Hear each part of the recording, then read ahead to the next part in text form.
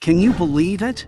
On her very first trip abroad, she was kidnapped by a mafia boss, but after spending every day by his side, she completely fell in love with this dangerous man. She even became pregnant with his child. In 2020, 365 Days burst into the global spotlight with a nearly shocking kind of boldness. With its extreme dramatic conflict, it pushed the niche idea of a captive romance into the mainstream. With 365 days of intense devotion, it turned a forbidden encounter that began with a kidnapping into a passionate romance where both people ran toward each other. But just as the two of them were about to walk into marriage, disaster suddenly struck. Massimo's ex-girlfriend Anna planned her revenge and set up an ambush on Laura's way to the wedding venue. Everyone thought this wild and destructive forbidden love story would end with that deadly attack, but no one expected its sequel, 365 Days. This day, to open with a shocking twist, Laura was not dead at all, and she had survived by luck. Today, we step into the opening chapter of this forbidden love story and see what kind of storm is waiting for them after life and death. In the attack at the end of the first movie, Laura survived by luck, but she lost the child she had with Massimo forever. She buried this secret deep inside herself. Dalej mi nie powiedziałaś, ale ja się codziennie nad tym zastanawiam. Ale Massimo nie może się dowiedzieć, że ja byłam w ciąży.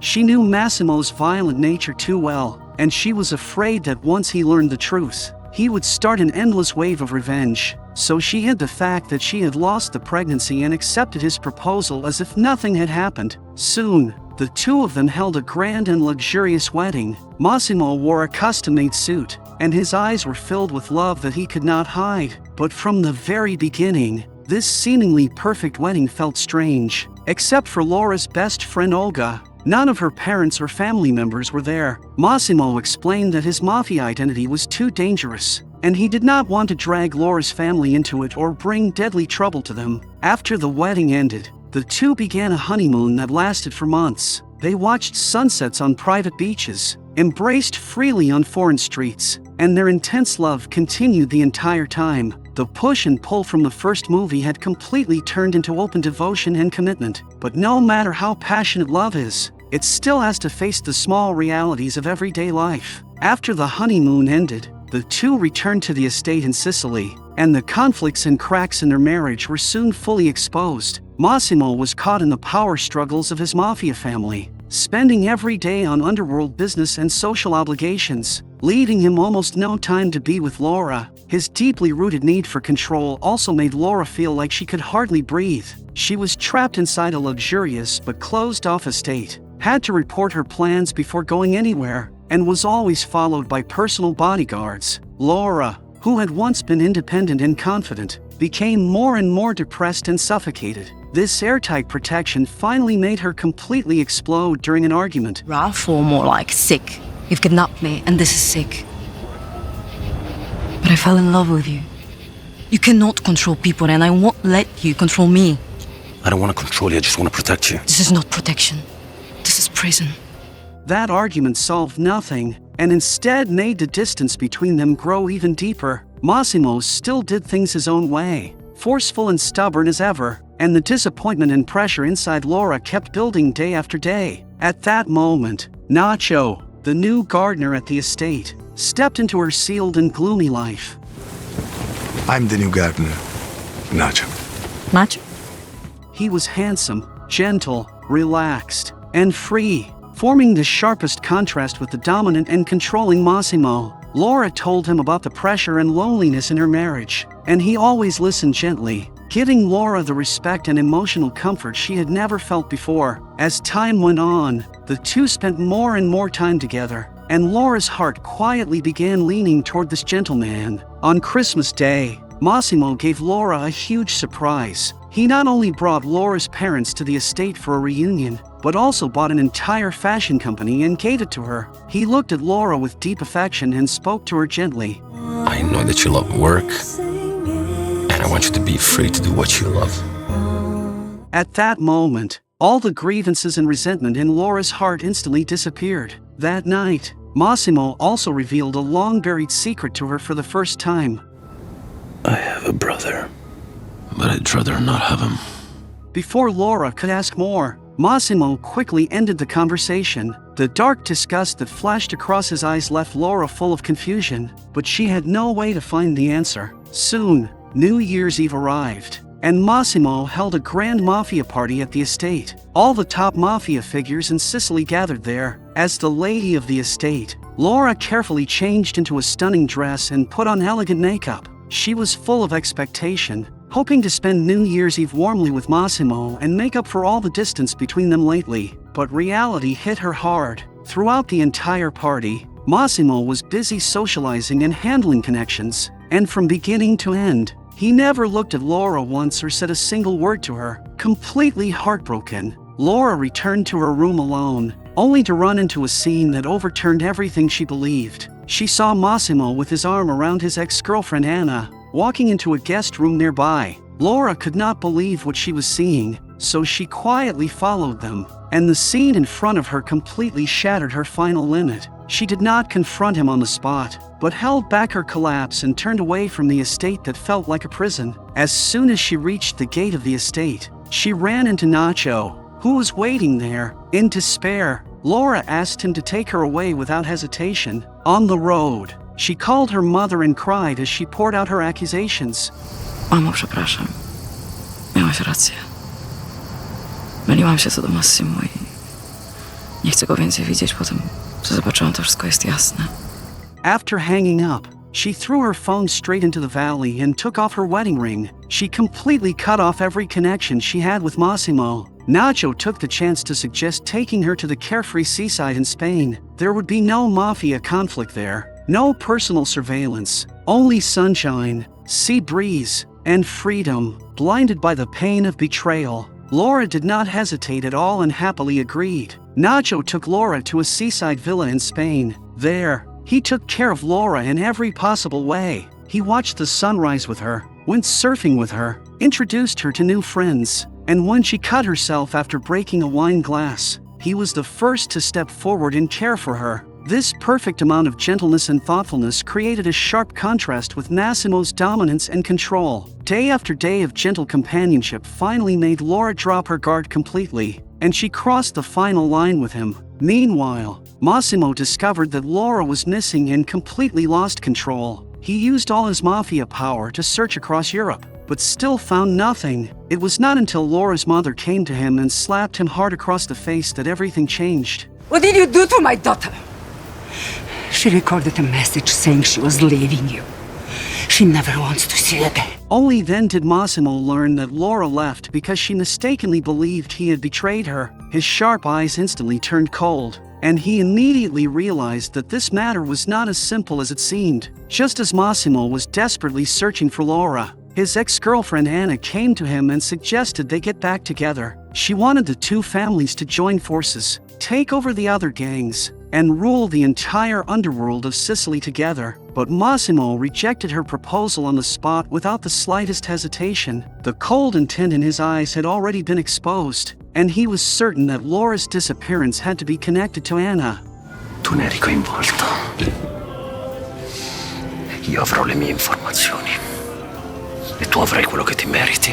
Massimo turned and walked away, leaving Anna alone in the room. After being rejected, Anna showed no sadness at all, and instead revealed a sinister smile. Because she had already prepared the perfect plan, Anna turned and walked into the inner room, and the man sitting inside had a face exactly like Massimo's. He was Massimo's twin brother, Adriano, the man Massimo refused to talk about. He was cruel, violent, mentally twisted, and had wanted Massimo's position as mafia boss for many years. At this point, the biggest court twist of the entire movie finally surfaced. The cheating scene that made Laura flee in heartbreak was a scam carefully planned by Adriano and Anna from beginning to end. The man in the guest room on New Year's Eve was not Massimo at all, but his identical-looking brother. The two of them worked together to set up the trap, all to drive a wedge between Laura and Massimo and draw Laura out of Massimo's protection. Then they planned to use Laura as leverage to force Massimo's hand and help Adriano take power. At the same time,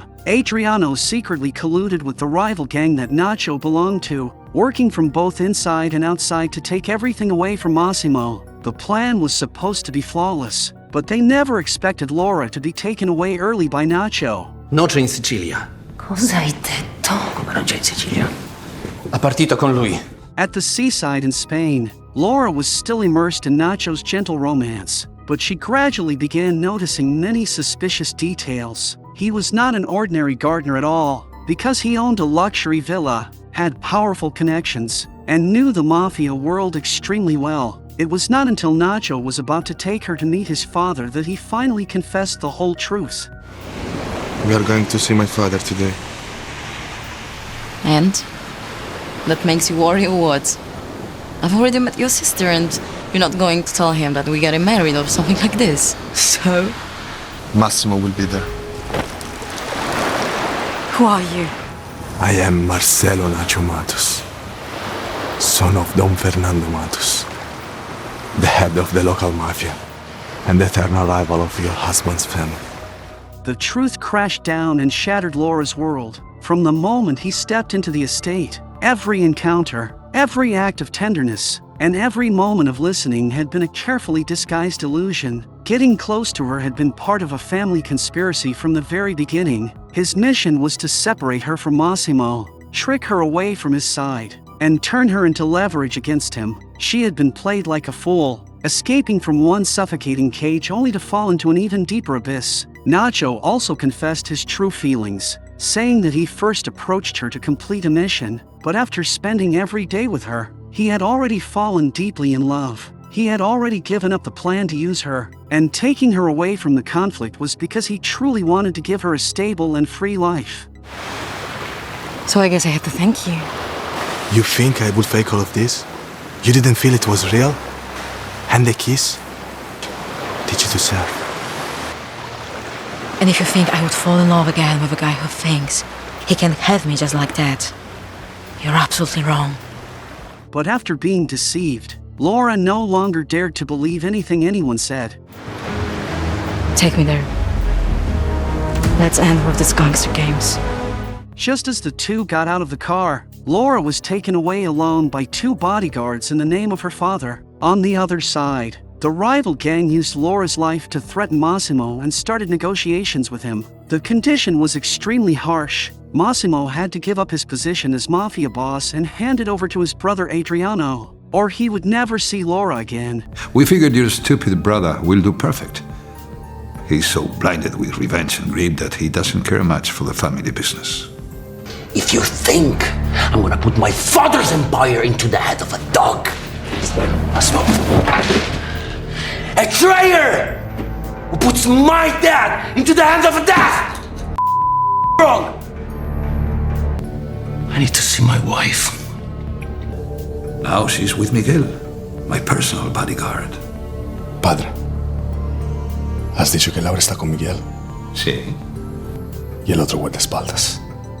At that moment, everyone at the negotiation table suddenly realized the truth. All of them had fallen into Adriano and Anna's trap. He had colluded with an insider, quietly taken Laura away, and manipulated everyone like pieces on a chessboard. At the moment of life and death, Massimo and Nacho, who carried deep hatred toward each other, put aside all their grudges and prejudice. Nacho handed his gun to Massimo without hesitation, and the two exchanged a look with perfect understanding. At that moment, they had only one shared goal: to save the woman they both loved. At the same time, Laura was being held by Adriano and Anna inside an abandoned church. Adriano slowly walked toward her, and Laura mistook him for Massimo, pouring out all the grievances she had held in for so long. Only when she clearly saw the ring on his hand did she suddenly wake up and realize that the man in front of her was not the person she loved. But everything was already too late. Laura finally learned the whole truth,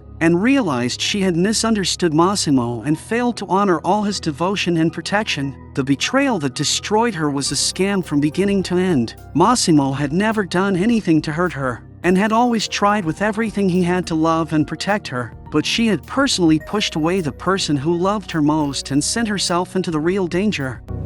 Don't worry, Laura. Massimo made a huge mistake by underestimating the anger of the abandoned woman.